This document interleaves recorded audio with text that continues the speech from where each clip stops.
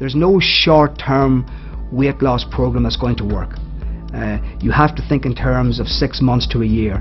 And there are studies for the last 20 years clearly showing that over a 15 to 20 week period, if you initiate small reductions in your diet, small increases in your physical activity levels, you're giving the body time to adapt to those changes.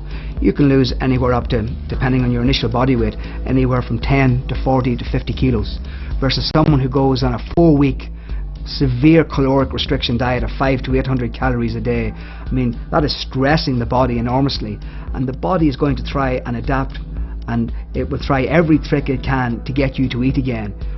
We go into survival mode. We kick in and we release all of these hormones that tell us we need to eat, and for most people they tend to put on more weight than they had initially, and they're caught in this vicious cycle that over a period of 5, 6, 7 years they go on a diet, they go off the diet, and each time they go on to a new diet they're starting at a higher body weight.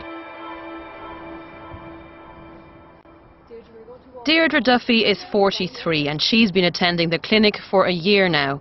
She's fighting a losing battle with weight and is now on the waiting list for gastric bypass surgery. I never feel full. I don't know whether there's something in my brain that's not telling me I'm full. Maybe there's something missing. Sometimes I think if I look at food, I put on weight. Deirdre's struggle with weight goes back to her childhood. I remember being about 10 or 11 and weighing about 11 stone. And I always remember games of chase. I was always first one caught, because I could never run. Or I could never, if I was it, so to speak, I could never catch anybody. So I always remember being heavy, and I remember being told when I was about 18 or 19, I weighed about 14 stone or so, being told at that stage to lose weight by the GP. And at the time, I'm sorry I didn't listen. If I had started then, things would have been better. At one stage, Deirdre did succeed. In her mid-30s, she lost half her body weight. Do you remember what size jeans you would have taken there? They're those actual jeans you have in your hand. Yeah. They're size 30. Size 30. Let me stand up. Small villages could move in here. Look. Size 30. Very big short pair of legs. jeans. You get a couple of me in here, wouldn't you? I think it took me close to 3 years to lose the weight. You're not starved while you were on this. Oh, no, no, no, no. No? No, no. Because you're allowed certain things. You're allowed, there's nothing really you can't eat. It gave me the freedom of choice. Yes. If I wanted it, I could have it. Yeah, yeah. But then you choose not to have it. I think the lightest I ever got was 9 stone 10. Say bye, Daddy. See you, Daddy. See ya. And I kept it off for, must be 2 or 3 years. I can't say it was easy, but I did. And then as soon as I got pregnant, I think my weight started to go up. I have had 2 kids, which I wouldn't swap for the world. But if I had a choice, I'd love to be back to 10 stone. But have all the other things as well. But life's not like that. Deirdre won and then lost her own personal struggle with fat. But could her difficulty controlling her appetite lie in her genes?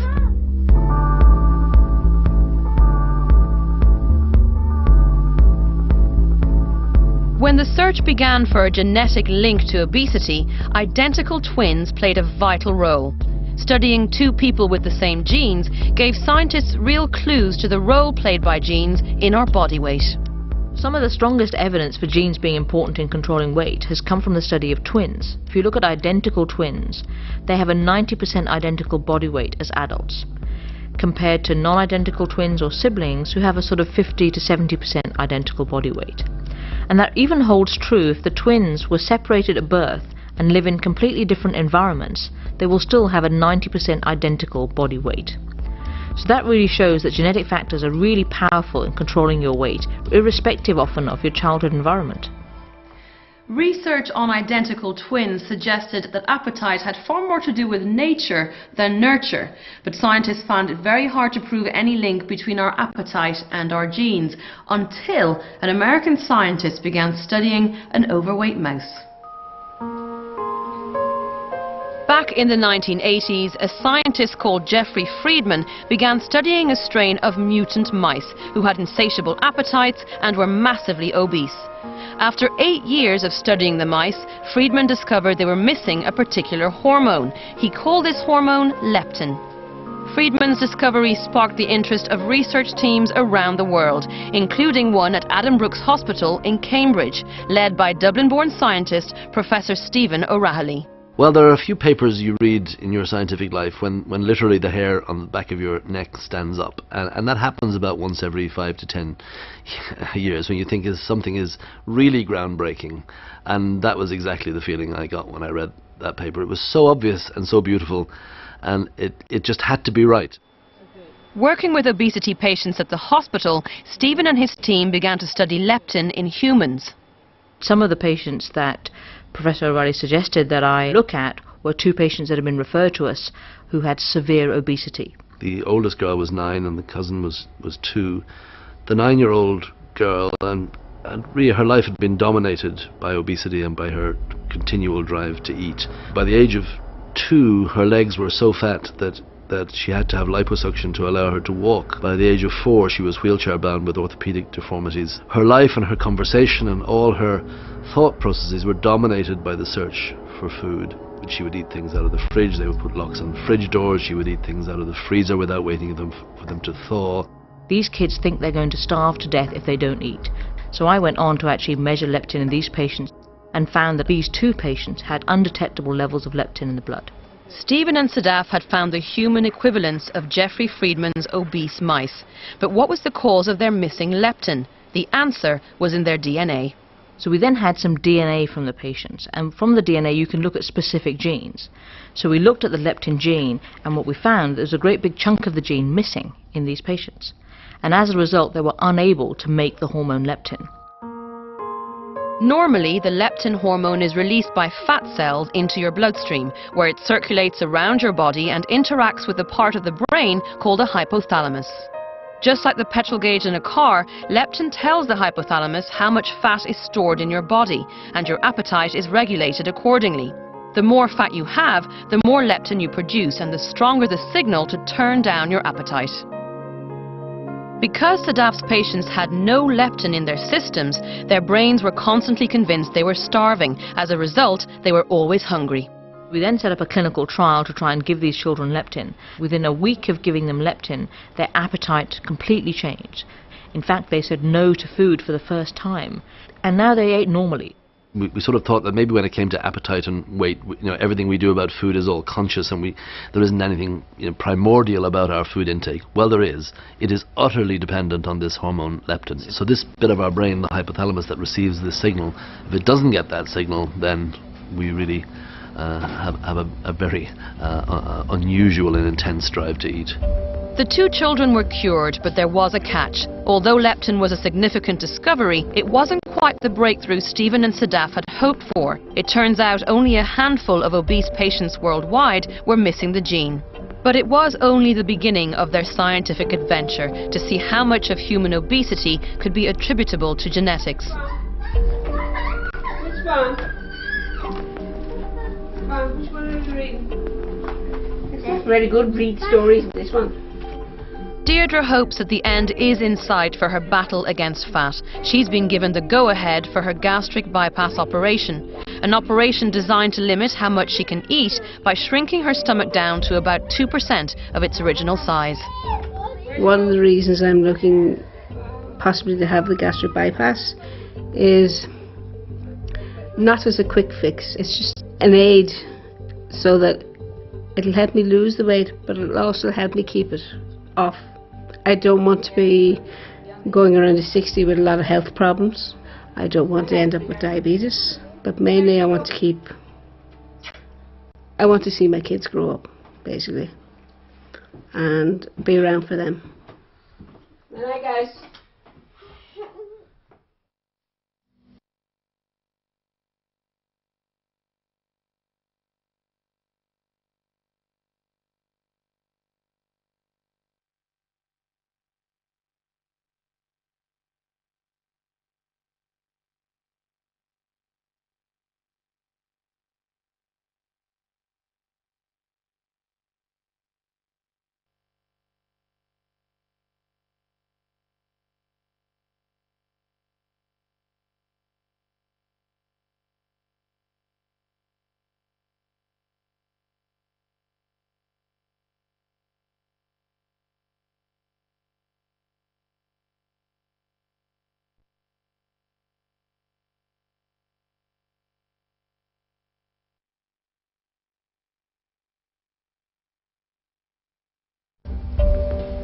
In the last 20 years, science has begun to understand the role of genetics in the obesity pandemic.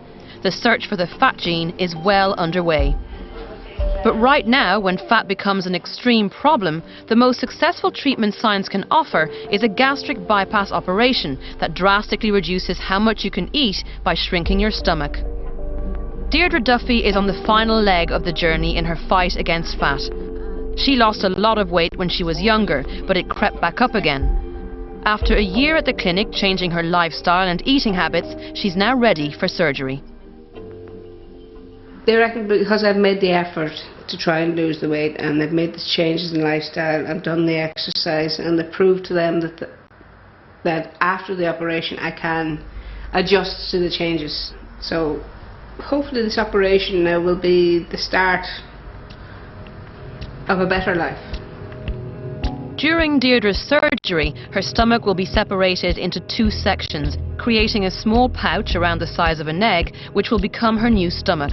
The surgeon will then reconnect this pouch to her small intestine, bypassing about 1/6 of her gut in the process.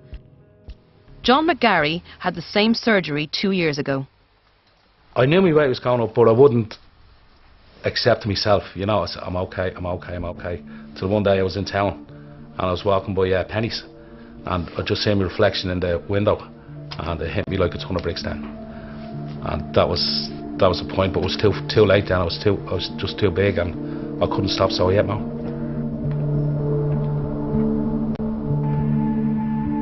I had a lot of bad health. I had diabetes, I had lymphedema, I had cellulitis, I had chronic bronchitis, I had breathing trouble, I had sleep apnea, I had everything. John relied on his son Jake during his difficult times. Jake was there through the whole lot when I was big. He done everything. Then, like, when I'd be getting up in the morning, like, so putting my stockings on, which was a major effort. Do you know the things for picking up paper? You know the corporation uses? I used to have my stockings, I used to put it in my stockings and open it as wide as I could and just try to get my foot in it, you know. But Jake helped there now. He'd hold the stocking open when I put my foot in. It made me feel lousy, really bad, because, you know, fathers don't look after their sons, their kids, like at that age. They bring them out, football matches, you know, pictures and all that. I couldn't do that. And he was there and he wouldn't go out with his friends. He'd come up to me, you know.